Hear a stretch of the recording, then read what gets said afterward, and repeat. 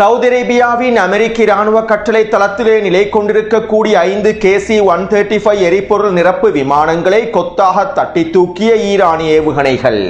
சிக்கிக்கொண்ட இந்தியாவும் ஐரோப்பிய நாடுகளும். தற்போது இந்தியாவும் ஐரோப்பிய நாடுகளும் ஈரானோடு ஒப்பந்தங்களை மேற்கொள்வதற்கு முயற்சி செய்கின்றார்களா? ஈரான் இவர்களோடு ஒப்பந்தங்களை மேற்கொள்ளுமா அல்லது ஈரான் தரமான காய் நகர்த்தல்களை மேற்கொள்ளப் போகின்றதா?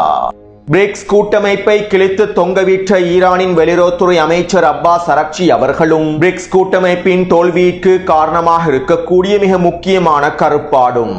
ஈரானின் கார்க் தீவிலே இருக்கக்கூடிய இராணுவ தளங்களை இலக்கு வைத்து தாக்குதல்களை மேற்கொண்டிருக்கக்கூடிய அமெரிக்காவும், மேலும் இவை தொடர்பான மிரட்டல்களை வெளியிட்டிருக்கக்கூடிய டொனால்ட் டிரம்பும் ஈரானிய IRGC இராணுவத்தின் தரமான பதிலடிகளும்.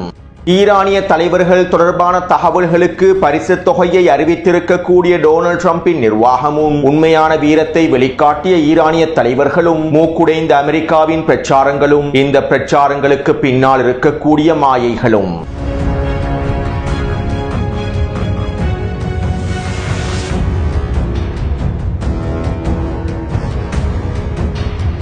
சர்வதேசத்தினை ஏமாற்றுவதற்காகவும் அமெரிக்க மக்களை ஏமாற்றுவதற்காகவும் அமெரிக்க மக்களிடத்திலே அதிகரித்திருக்கக்கூடிய பதற்ற நிலைமையை குறைப்பதற்காகவும் அமெரிக்காவுக்குள் மக்கள் ஆர்ப்பாட்டங்களையும் போராட்டங்களையும் ஆரம்பித்துவிடக் கூடாது என்பதற்காகவும் எண்ணெய் விலையேற்றத்தினை கட்டுப்படுத்துவதற்காகவும் டொனால்ட் டிரம்பினுடைய நிர்வாகம் தொடர்ச்சியான பிரச்சாரங்களை மேற்கொண்டு வருகின்றன. ஹெர்முஸ் ஜலசந்தி பிரதேசத்திலே ஈரானை கட்டுப்படுத்தி எண்ணெய் விலையேற்றத்தினை கட்டுப்படுத்த முடியாத அமெரிக்கா, ஈரானை சரணடைய வைக்க முடியாத அமெரிக்கா, ஈரான் அழுத்தங்களின் மூலமாக எண்ணெய் விலையை கட்டுப்படுத்த முடியாத அமெரிக்கா தற்போது ஊடக பிரச்சாரங்கள் மூலமாகவும் வாய் வார்த்தைகள் மூலமாகவும் எண்ணெய் விலையை கட்டுப்படுத்துவதற்கும் அமெரிக்க மக்களிடத்தில் இருக்கக்கூடிய பதற்ற நிலைமையை குறைப்பதற்கும் அமெரிக்க மக்களின் எழுச்சியை கட்டுப்படுத்துவதற்கும் முயற்சி செய்கின்றது.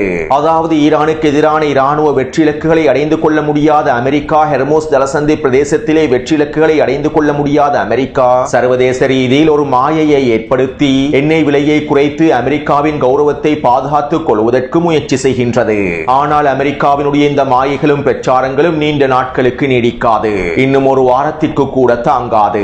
மேலும் அமெரிக்காவினுடைய இந்த மாயைகளை வெளிப்படுத்தும் நோக்கத்திற்கு அமைவாகவே, பிரச்சாரங்களுக்கு அமைவாகவே அமெரிக்காவினுடைய போர்த்துறை அமைச்சர் பீட் ஹெக்ஸத் நேற்றிரவு நடைபெற்ற ஊடக சந்திப்பில் இவ்வாறு தெரிவித்தார். நாங்கள் ஈரானின் ஏவுகணை திறன்களை முழுமையாக அளித்து விட்டோம். ஈரானின் ஏவுகணை களஞ்சிய சாலைகளின் 90% முழுமையாக தரைமட்டமாக்கிவிட்டோம். ஏவுகணை உற்பத்தி செய்யக்கூடிய தொழிற்சாலைகளையும் முழுமையாக அழித்து விட்டோம். அவர்களால் இதற்கு பிறகு ஏவுகணைகளை உற்பத்தி செய்யவும் முடியாது.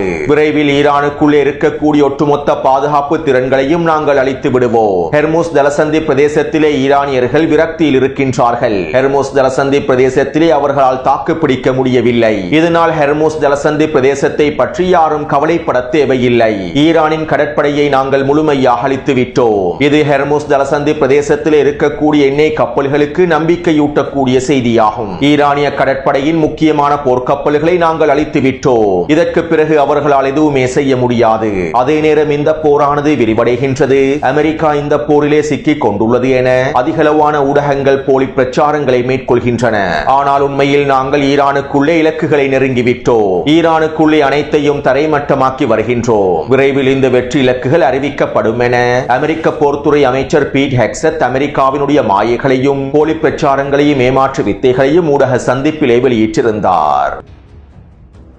உண்மையிலேயே அமெரிக்க போர்த்துறை அமைச்சரின் இந்த கருத்துக்களை நினைக்கும் போது சிரிப்பாகவே இருக்கின்றது. மேலும் இங்கிருக்கக்கூடிய இன்னும் ஒரு வேடிக்கையான விடயம் என்னவென்றால், போர்த்துறை அமைச்சர் பீட் ஹெக்ஸத் இந்த ஊடக சந்திப்பை நிகழ்த்திக் கொண்டிருக்கக்கூடிய வேளையில் ஈரானிய ஏவுகணைகள் இஸ்ரேலிய ஆக்கிரமிப்பை பொளந்து கட்டிக் கொண்டிருந்தன. அடிமை அரபு நாடுகளில் இருக்கக்கூடிய அமெரிக்க இராணுவ தளங்களை பொளந்து கட்டிக் கொண்டிருந்தன.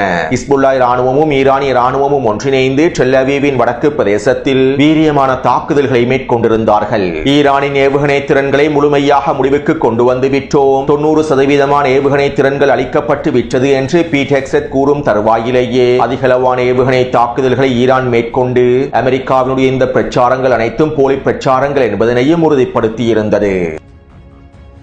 அத்தோடு பீட் ஹெக்ஸத்தினுடைய இந்த கருத்துக்களுக்கு பின்பு டொனால்ட் ட்ரம்ப் ட்ரூத் சோஷியல் தளத்தில் இவ்வாறு பதிவிட்டிருந்தார். நாங்கள் ஈரானிய கடற்படையை முழுமையாக அழித்து விட்டோம். அவர்களின் 40க்கும் அதிகமான கப்பல்களை அழித்து விட்டோம். இதனால் தற்போது ஹெர்முஸ் ஜலசந்தி பிரதேசத்தினூடாக எண்ணெய் கப்பல்கள் பயணிக்க வேண்டும். ஹெர்முஸ் ஜலசந்தி பிரதேசத்தினூடாக எண்ணெய் கப்பல்கள் பயணிப்பதற்கான தைரியத்தை அவர்கள் வளர்த்துக் கொள்ள வேண்டும். இதனால் தைரியமாக ஹெர்முஸ் ஜலசந்தி பிரதேசத்தினை எண்ணெய் கப்பல்கள் கடப்பதற்கு முயற்சி செய்ய வேண்டும் என டொனால்ட் ட்ரம்ப் ட்ரூத் சோஷியல் தளத்தில் கெஞ்சியிருந்தார். அத்தோடு அமெரிக்க போர் அமைச்சரின் இந்த மாயைகளை தொடர்ந்து அமெரிக்காவின் பாதுகாப்பு அமைச்சகமானது அறிக்கைகளை வெளியிட்டு பரிசு தொகைகளை அறிவித்திருந்தது. குறித்த புகைப்படத்தில் இருக்கக்கூடிய ஈரானிய தலைவர்கள் தொடர்பான தகவல்களை தருபவர்களுக்கு, இந்த ஈரானிய தலைவர்கள் இருக்கக்கூடிய இடங்கள் தொடர்பான தகவல்களை தருபவர்களுக்கு நாங்கள் 10 மில்லியன் அமெரிக்க டாலர்களை பரிசாக தருகின்றோம் என அமெரிக்காவின் பாதுகாப்பு அமைச்சகம் அறிவித்தது. அத்தோடு இங்கிருக்கக்கூடிய மிக முக்கியமான விடயம் என்னவென்றால், நேற்றைய தினம் நடைபெற்ற குதுஸ் மக்கள் பேரணியில் ஈரானிய வெளியுறவுத்துறை அமைச்சர் அலி லர்ஜானி மற்றும் இன்னுமேனி அரசியல் தலைவர்களும் அமெரிக்கா வெளியேற்றிருக்கக்கூடிய குறித்த புகைப்படத்தில் இருக்கக்கூடிய ஈரானிய தலைமை அதிகாரிகளும் தளபதிகளும் முழுமையாக கலந்து கொண்டிருந்தார்கள். எந்தவிதமான அச்சமும் இல்லாமல் மக்களோடு மக்களாக அவர்கள் பேரணியில் கலந்து கொண்டிருந்தார்கள். ஆனால் அமெரிக்கா இவர்கள் தொடர்பான தகவல்களை பெற்று தருபவர்களுக்கு 10 மில்லியன் டாலர்களை தருவதாக சர்வதேசத்தை ஏமாற்றக்கூடிய மாயைகளை வெளிப்படுத்தி இருந்தது. ஈரானிய தலைவர்கள் கம்பீரமாக தெருக்களில் மக்களோடு பயணிக்கின்றார்கள். அமெரிக்கா இவர்கள் தொடர்பான தகவல்களை தருமாறு அறிக்கைகளை வெளியிட்டுள்ளது. இது அமெரிக்காவுக்கு மிகப்பெரிய அவமானத்தையே ஏற்படுத்தி தந்துள்ளது என சில அமெரிக்க ஊடகங்களே செய்திகளில் குறிப்பிட்டிருந்தார்கள். அத்தோடு ஈரானினுடைய தேசிய பாதுகாப்பு சபையினுடைய தலைவர் அலி லர்ஜானி அவர்கள் எக்ஸ் தளத்தில் இவ்வாறு தெரிவித்தார். எங்களுடைய தலைவர்கள் தொடர்பான தகவல்களை தருபவர்களுக்கு அமெரிக்கா பரிசு தொகையை அறிவித்துள்ளது.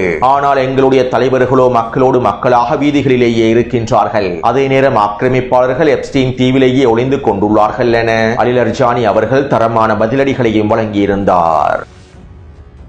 அடுத்து அதிகரித்திருக்கக்கூடிய எண்ணெய் வெளியேற்றத்தினால் என்ன செய்வதென்று தெரியாமல், மக்களை எவ்வாறு சமாதானப்படுத்துவதென்று தெரியாமல், தன்னுடைய தோல்வியை எவ்வாறு மறைப்பதென்று தெரியாமல் இந்த எண்ணெய் வெளியேற்றத்தின் மூலமாக அமெரிக்காவுக்கு அதிகளவான லாபங்களை அடைந்து கொள்ள முடியும் என்றும் டொனால்ட் ட்ரம்ப் ட்ரூத் சோஷியல் தளத்தில் கருத்துக்களை பதிவிட்டிருந்தார். தற்போது எண்ணெய் வெளியேற்றத்தின் மூலமாக அதிகளவான எண்ணெய்களை விற்பனை செய்து எங்களுக்கு அதிகளவான லாபங்களை அடைந்து கொள்ள முடியும் என்றும் டொனால்ட் ட்ரம்ப் கருத்துக்களை வெளியிட்டிருந்தார். உண்மையில் டொனால்ட் ட்ரம்பினுடைய இந்த கருத்துக்கள் முட்டாள்தனமான கருத்துக்களாகும். தற்போது ஏற்பட்டிருக்கக்கூடிய எண்ணெய் வெளியேற்றத்தினால் அமெரிக்காவில் இருக்கக்கூடிய எண்ணெய் நிறுவனங்கள் வேண்டுமானால் இலாபங்களை அடைந்து கொள்ளலாம். மேலும் இந்த நிறுவனங்கள் அடைந்து கொள்ளக்கூடிய இலாபம் அமெரிக்க மக்களுக்கு மிகப்பெரிய தாக்கத்தை ஏற்படுத்த போகின்றது. எண்ணெய் வெளியேற்றத்தினால் இலாபத்தினை அடைந்து கொண்டாலும் அமெரிக்க மக்களிடத்தில் ஏற்படக்கூடிய பதற்றத்தினை கட்டுப்படுத்த முடியாது. அமெரிக்க அரசியல் களத்தில் ஏற்படக்கூடிய பிரச்சனைகளை முடிவுக்கு கொண்டு வர முடியாது. மேலும் இந்த எண்ணெய் வெளியேற்றத்தின் மூலமாக கிடைக்கக்கூடிய லாபங்களை பயன்படுத்தி டொனால்ட் ட்ரம்பினுடைய நிர்வாகத்தினால் எந்த ஒரு பிரச்சனையை முடிவுக்கு கொண்டு வரவே முடியாது. ஏனென்றால் இந்த எண்ணெய் வெளியேற்றத்தின் மூலமாக கிடைக்கக்கூடிய லாபங்கள் அனைத்தும் அமெரிக்க மக்களை உறிஞ்சி கிடைக்கக்கூடிய லாபமாகவே மாறப்போகின்றது. இருப்பினும் டொனால்ட் ட்ரம்ப் தன்னுடைய தோல்வியை ஒப்புக்கொள்ள முடியாமல், ஏற்பட்டிருக்கக்கூடிய சிக்கல்களை ஒப்புக்கொள்ள முடியாமல் இவ்வாறான சிறுபிள்ளைத்தனமான பிரச்சாரங்களையும் மேற்கொள்கின்றார். அத்தோடு எண்ணெய் வெளியேற்றத்தினை எப்படியாவது குறைக்க வேண்டும் என்பதற்காக டொனால்ட் ட்ரம்பினுடைய நிர்வாகம் பல முயற்சிகளை மேற்கொண்டு வருகின்றது. இதற்கமைவாக தற்போது ரஷ்யா மீது, ரஷ்யாவினுடைய எண்ணெய்கள் மீது விதிக்கப்பட்டிருக்கக்கூடிய பொருளாதார தடைகளையும் டொனால்ட் ட்ரம்பினுடைய நிர்வாகம் நீக்கியுள்ளது. அதாவது ஹெர்முஸ் ஜலசந்தி பிரதேசத்தினூடாக எண்ணெய் விநியோகம் தடைப்பட்டிருப்பதனால் ரஷ்யாவினுடைய எண்ணெயை கொள்வனவு செய்து எண்ணெய் வெளியேற்றத்தினை குறைப்பதற்கான முயற்சிகளையே டொனால்ட் ட்ரம்ப் மேற்கொண்டுள்ளார். இதற்கமைவாக ரஷ்யாவினுடைய எண்ணெயை கொள்வனவு செய்ய வேண்டாம் என்று எந்தெந்த நாடுகளுக்கு தடைகள் விதிக்கப்பட்டிருந்ததோ அந்த தடைகளையும் 30 நாட்களுக்கு தளர்த்தியுள்ளார். மேலும் எண்ணெய் பற்றாக்குறையை நிவர்த்தி செய்வதற்காக ரஷ்யாவின் எண்ணெயை கொள்வனவு செய்யுமாறும் டொனால்ட் ட்ரம்பினுடைய நிர்வாகம் உத்தரவிட்டுள்ளது. சுருக்கமாக குறிப்பிடுவதாக இருந்தால், ரஷ்யாவின் எண்ணெய் மீதான பொருளாதார தடைகளை குறிப்பிட்ட நாட்களுக்கு நீக்கிவிட்டு எண்ணெய் வெளியேற்றத்தினை குறைத்து ஈரான் வழங்கக்கூடிய உச்சழுத்தங்களை குறைக்க முடியும் என்றே டொனால்ட் ட்ரம்ப் திட்டமிட்டு இந்த வேலை திட்டங்களை முன்னெடுக்கின்றார். அதே நேரம் டொனால்ட் ட்ரம்பினுடைய இந்த முடிவுகளை ஏற்றுக்கொள்ளப் போவதில்லை என ஐரோப்பிய நாடுகள் அறிவித்துள்ளார்கள். ஈரானுக்கு எதிரான போரின் மூலமாக எண்ணெய் விலையானது பல மடங்கினால் அதிகரித்தாலும் ரஷ்யாவுக்கு எதிராக நாங்கள் கொண்டிருக்கக்கூடிய நிலைப்பாடுகளில் எந்தவிதமான மாற்றத்தையும் ஏற்படுத்தப் போவதில்லை என்றும், எண்ணெய் விலையேற்றத்தினை குறைப்பதற்காக ரஷ்யா மீதான பொருளாதார தடைகளை நீக்குவதனை நாங்கள் ஒரு பொழுதும் ஏற்றுக்கொள்ளப் போவதில்லை என்றும் அனுமதிக்கப் போவதில்லை என்றும் ஐரோப்பிய நாட்டு தலைவர்கள் தெரிவித்துள்ளார்கள். நேற்று நடைபெற்ற ஊடக சந்திப்பில் பிரான்சினுடைய அதிபர் மேக்ரோன் இந்த கருத்துக்களை வெளியிட்டார். வெளியிட்டிருந்தார். எனவே ஹெர்முஸ் ஜலசந்தி பிரதேசம் முழுமையாக மூடப்பட்டாலும் ரஷ்யாவினுடைய எண்ணெய்களை நாங்கள் கொள்வனவு செய்ய மாட்டோம் என ஐரோப்பிய நாடுகள் அறிவித்திருப்பதனால் எண்ணெய் விலையை குறைப்பதற்கான டொனால்ட் டிரம்பினுடைய முயற்சிகள் தோல்வியிலேயே முடிவடைய போகின்றன. அத்தோடு ஐரோப்பிய தலைவர்களின் இந்த கருத்துக்களை தொடர்ந்து ஈரானின் வெளியுறவுத்துறை அமைச்சர் அப்பாஸ் அரக்சி அவர்கள் இவ்வாறு தெரிவித்தார். ஈரானுக்கு எதிரான அமெரிக்காவினுடைய போரிலே அமெரிக்காவுக்கு முழுமையான ஆதரவை வழங்குவதன் மூலமாக ரஷ்யாவுக்கு எதிரான போரில் உக்ரைனை பலப்படுத்துவதற்கு தேவையான உதவிகளை அமெரிக்காவிடமிருந்து முழுமையாக பெற்றுக்கொள்ள முடியும் என்று ஐரோப்பிய தலைவர்கள் நம்பினார்கள். ரஷ்யாவுக்கு எதிராக அமெரிக்காவின் முழுமையான ஆதரவை பெற்றுக் கொள்வதற்காகவே ஐரோப்பிய தலைவர்கள் ஈரானுக்கு எதிரான அமெரிக்காவின் போருக்கு முழுமையான ஆதரவை வழங்கினார். ஆனால் இன்று ஐரோப்பிய தலைவர்கள் எடுத்திருக்கக்கூடிய இந்த முட்டாள்தனமான முடிவே அவர்களுக்கு வினையாக மாறியுள்ளது. ஈரானுக்கு எதிரான சட்டவிரோதமான போருக்கு ஐரோப்பிய தலைவர்கள் வழங்கிய ஆதரவு தற்போது அவர்களுக்கே மிகப்பெரிய சிக்கலை ஏற்படுத்தியுள்ளது என ஈரானினுடைய வெளியுறவுத்துறை அமைச்சர் அப்பாஸ் அரக்சி அவர்கள் தெரிவித்தார். அடுத்து பிரான்சும் இத்தாலியும் ஹெர்முஸ் ஜலசந்தி பிரதேசத்தினூடாக அவர்களுடைய எண்ணெய் கப்பல்களை பாதுகாப்பாக நகர்த்துவதற்கு ஈரானோடு பேச்சுவார்த்தைகளை ஆரம்பித்திருப்பதாகவும் அமெரிக்க ஊடகங்கள் செய்திகளை வெளியிட்டிருந்தன. இருப்பினும் இந்த செய்திகளில் எந்தவிதமான உண்மை தன்மையும் இல்லை என்றும் பிரான்ஸ் மற்றும் இத்தாலியினுடைய அரசாங்கம் அறிவித்துள்ளன.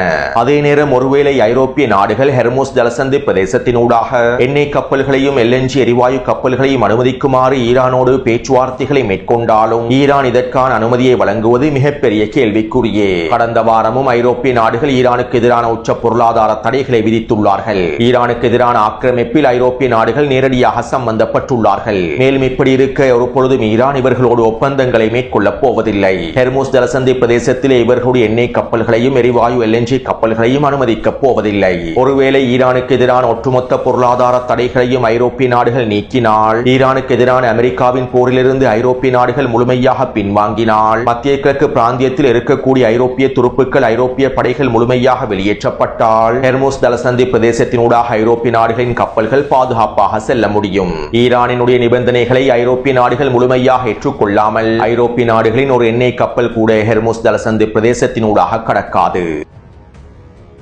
அத்தோடு ஹெர்முஸ் ஜலசந்தி பிரதேசத்தினூடாக இந்தியாவின் LNG எரிவாயு கப்பல்களை நகர்த்துவதற்கு இந்தியா ஈரானோடு பேச்சுவார்த்தைகளை மேற்கொண்டு வருவதாகவும் ஈரானுக்கும் இந்தியாவுக்கும் இடையில் ஒப்பந்தங்கள் மேற்கொள்ளப்பட போவதாகவும் இந்திய ஊடகங்கள் செய்திகளை வெளியிட்டு வருகின்றன.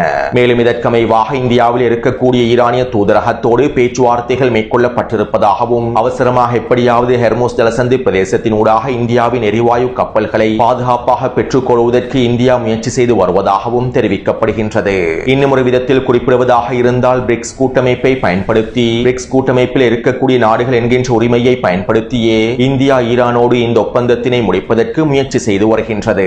அதே நேரம் ஈரானின் வெளியுறவுத்துறை அமைச்சர் அப்பாஸ் அரக்சி அவர்கள் பிரிக்ஸ் கூட்டமைப்பை கிழித்து தொங்க விட்டிருந்தார். நேற்றைய தினம் நடைபெற்ற ஊடக சந்திப்பிலே அப்பாஸ் அரக்சி அவர்கள் இவ்வாறு தெரிவித்திருந்தார். ஈரானுக்கு எதிரான ஆக்கிரமிப்பின் போது பிரிக்ஸ் கூட்டமைப்பினுடைய நிலைப்பாடு சரியாக வெளிப்படுத்தப்படவில்லை. பிரிக்ஸ் கூட்டமைப்பானது ஈரானுக்கு எதிரான சட்டவிரோதமான தாக்குதல் சரியாக அடையாளப்படுத்தவில்லை. தற்போதைய நிலைமையில் பிரிக்ஸ் கூட்டமைப்பானது ஆக்கப்பூர்வமான முடிவுகளை எடுக்க வேண்டும். ஆனால் அவர்கள் ஆக்கப்பூர்வமான முடிவுகளை எடுப்பதற்கு தவறிவிட்டார்கள். உண்மையில் நாங்கள் இவற்றை எதிர்பார்க்கவில்லை என ஈரானின் வெளியுறவுத்துறை அமைச்சர் அப்பாஸ் அரக்சி அவர்கள் தெரிவித்துள்ளார்.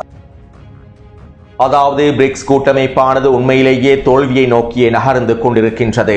இன்னும் தெளிவாக குறிப்பிடுவதாக இருந்தால் பிரிக்ஸ் கூட்டமைப்பினுடைய வேலை திட்டங்கள் வெற்றியடையாமல் இருப்பதற்கும் பிரிக்ஸ் கூட்டமைப்பானது அடுத்த கட்டத்தை நோக்கி நகர முடியாமல் இருப்பதற்கும் மிக முக்கியமான காரணமாக இந்தியாவே காணப்படுகின்றது. மோடியினுடைய அரசாங்கமே காணப்படுகின்றது. மேலும் இதனை பல ரஷ்ய ஆய்வாளர்களும் வெளிப்படையாக அறிவித்துள்ளார்கள். பிரிக்ஸ் கூட்டமைப்பின் வளர்ச்சிக்கு மிக முக்கியமான தடையாக இந்தியா தான் இருக்கின்றது.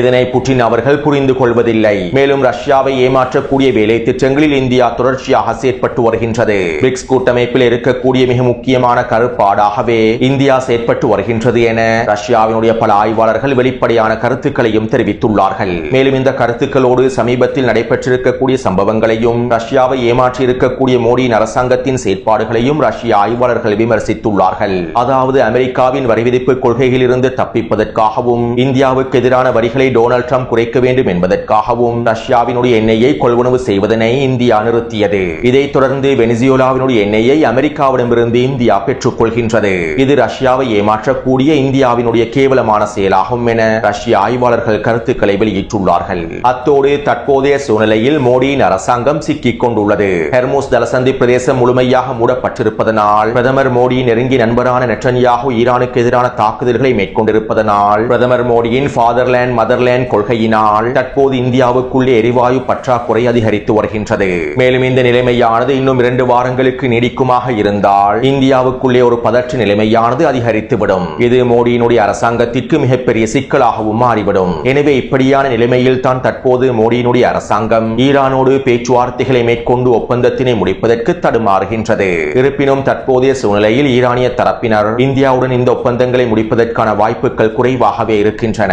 அதே நேரம் ஈரான் இந்தியாவோடு ஒப்பந்தத்தினை முடிப்பதற்கு முன்வந்தால் அது பல நிபந்தனைகளை உள்ளடக்கி இருக்கக்கூடிய ஒப்பந்தமாகவே அமைந்திருக்கும். அமெரிக்காவும் இஸ்ரேலிய ஆக்கிரமிப்பும் ஈரானுக்குள் ஏற்படுத்தக்கூடிய இழப்புகளை சரி செய்யக்கூடிய நிபந்தனைகளை உள்ளடக்கியதாகவே அமைந்திருக்கும். ஈரான் அதிக லாபங்களை அடைந்து கொள்ளக்கூடிய வகையில் இஸ்ரேலிய ஆக்கிரமிப்புக்கு எதிராக ராஜதந்திர நகர்வுகளை மேற்கொள்ளக்கூடிய வகையில் சில முக்கியமான நிபந்தனைகளை முன்வைத்து காய் நகர்த்தல்களை மேற்கொண்டு ஒரு தந்திரமான ஒப்பந்தத்தையே ஈரான் மேற்கொள்ளும். இன்னும் ஒரு விதத்தில் குறிப்பிடுவதாக இருந்தால், ஹெர்முஸ் ஜலசந்தி பிரதேசத்தை மையமாக வைத்து மேற்கொள்ளப்படக்கூடிய ஒப்பந்தம் இஸ்ரேலிய ஆக்கிரமிப்புக்கு ஒரு மிகப்பெரிய சவாலான ஒப்பந்தமாகவே அமைந்திருக்கும். மோடியின் அரசாங்கத்தின் கொள்கைகளுக்கு மிகப்பெரிய சவாலை ஏற்படுத்தக்கூடிய ஒப்பந்தமாகவே அமைந்திருக்கும். மேலும் இவ்வாறான நிபந்தனைகளை உள்ளடக்கி இருக்கக்கூடிய ஒரு ஒப்பந்தத்திற்கு மோடியின் அரசாங்கம் சம்மதிக்குமா என்பது மிகப்பெரிய கேள்விக்குறியே. எனவே தற்போது ஈரான் தந்திரமாக அமெரிக்கா மற்றும் இஸ்ரேலிய ஆக்கிரமிப்பின் நட்பு நாடுகளுக்கு எதிராக ராஜதந்திர நகர்வுகளையும் மேற்கொண்டு வருகின்றது என்பதனையும் நாங்கள் தெளிவாக புரிந்து கொள்ள வேண்டும். சுருக்கமாக குறிப்பிடுவதாக இருந்தால், இஸ்ரேலிய ஆக்கிரமிப்போடு உறவை வலுப்படுத்திக் கொண்டிருக்கக்கூடிய இந்தியா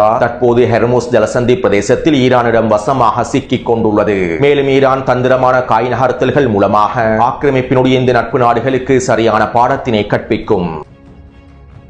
அடுத்து இன்று அதிகாலை வேளையில் டொனால்ட் ட்ரம்ப் ட்ரூத் சோஷியல் தளத்தில் இவ்வாறு தெரிவித்தார். நாங்கள் ஈரானின் மிக முக்கியமான எண்ணெய் ஏற்றுமதி தீவான கார்க் தீவை இலக்கு வைத்து தாக்குதல்களை மேற்கொண்டுள்ளோம். குறித்த தீவில் இருக்கக்கூடிய இராணுவ தளங்களை இலக்கு வைத்து மாத்திரமே தாக்குதல்களை மேற்கொண்டுள்ளோம். மேலும் நாங்கள் எண்ணெய் தளங்களை இலக்கு வைத்து தாக்குதல்களை மேற்கொள்ளவில்லை. ஹெர்முஸ் ஜலசந்தி பிரதேசத்திலே ஈரான் பின்வாங்காவிட்டால், எண்ணெய் கப்பல்கள் பாதுகாப்பாக ஹெர்முஸ் ஜலசந்தி பிரதேசத்தினை கடக்காவிட்டால் நாங்கள் கார்க் தீவில் இருக்கக்கூடிய எண்ணெய் தளங்களை இலக்கு வைத்தும் தாக்குதல்களை மேற்கொள்வோம். இந்த முடிவை எடுப்பதற்கான வாய்ப்புகள் அதிகமாகவே இருக்கின்றது என டொனால்ட் ட்ரம்ப் தெரிவித்தார். அதாவது ஈரானை அடிப்பணிய வைப்பதற்கு என்னவெல்லாம் செய்ய முடியுமோ அவை அனைத்தையும் டொனால்ட் ட்ரம்ப் முயற்சி செய்து வருகின்றார். மேலும் டொனால்ட் ட்ரம்பினுடைய இந்த கருத்துக்களுக்கு IRGC ராணுவம் இவ்வாறு பதில் வழங்கியது. மத்திய கிழக்கில் இருக்கக்கூடிய அமெரிக்க தளங்களை முழுமையாக வெளியேற்றாமல், அமெரிக்க ராணுவ தளங்களை முடிவுக்கு கொண்டு வராமல், அமெரிக்காவுடைய நலன்களை தரைமட்டமாக்காமல் நாங்கள் இந்த போரை நிறுத்தப் போவதில்லை. மேலும் ஆக்கிரமிப்பாளர்களும் அவர்களுடைய நட்புகளும் ஹெர்முஸ் ஜலசந்தி பிரதேசத்தினை கடக்க அனுமதிக்க மாட்டார்கள். முடிந்தால் நீங்கள் ஹெர்முஸ் ஜலசந்தி பிரதேசத்தினூடாக கடந்து பாருங்கள் என IRGC ராணுவம் அதிரடியான பதிலடிகளை வழங்கியிருந்தது. அத்தோடு ஈரான் நேற்றிரவிலிருந்து வீரியமான தாக்குதல்களை தொடர்ச்சியாக மேற்கொண்டு வருகின்றது. மேலும் ஈரான் மேற்கொண்டிருந்த தாக்குதல் தொடர்பான இன்னும் சில முக்கியமான தகவல்கள் வெளியாகியுள்ளன. அதாவது 2 நாட்களுக்கு முன்பு சவுதி அரேபியாவின் அமெரிக்க கட்டளை தளத்தை இலக்கு வைத்து ஈரான் மேற்கொண்ட தாக்குதல்களில் அமெரிக்காவினுடைய விமானங்கள் பாதிக்கப்பட்டிருப்பதாக நான் காணொளிகளில் குறிப்பிட்டிருந்தேன். மேலும் தற்போது இவை தொடர்பான உறுதிப்படுத்தப்பட்ட தகவல்கள் வெளியாகியுள்ளன. அதாவது சவுதி அரேபியாவில் இருக்கக்கூடிய அமெரிக்க ராணுவ கட்டளை தளத்தை இலக்கு வைத்து ஈரான் மேற்கொண்டிருக்கக்கூடிய ஏவுகணை தாக்குதல்களினால் குறித்த கட்டளை தளத்திலே நிலை கொண்டிருக்கக்கூடிய KC-135 எரிபொருள் நிரப்பு விமானங்களில் 5 விமானங்கள் சேதமடைந்துள்ளன. மேலும் இதனை தற்போது அமெரிக்க ஊடகங்கள் உறுதிப்படுத்தியுள்ளன. அது மட்டுமல்லாமல் குறித்த விமானங்கள் சரி செய்யப்பட்டு வருவதாகவும், இது அமெரிக்காவுக்கு ஏற்பட்டிருக்கக்கூடிய மிகப்பெரிய இழப்பாகவும் குறித்த ஊடகங்கள் சுட்டிக்காட்டியுள்ளன. அத்தோடு ஈரான் மேற்கொண்டு வரக்கூடிய தாக்குதல்கள் தொடர்பான தகவல்களை அடுத்த காணொளியில் பதிவிடுகின்றேன். எனவே இந்த காணொளி தொடர்பான கருத்துக்களை பதிவிடுங்கள். தொடர்ந்தும் என்னுடன் இணைந்திருங்கள். நன்றி.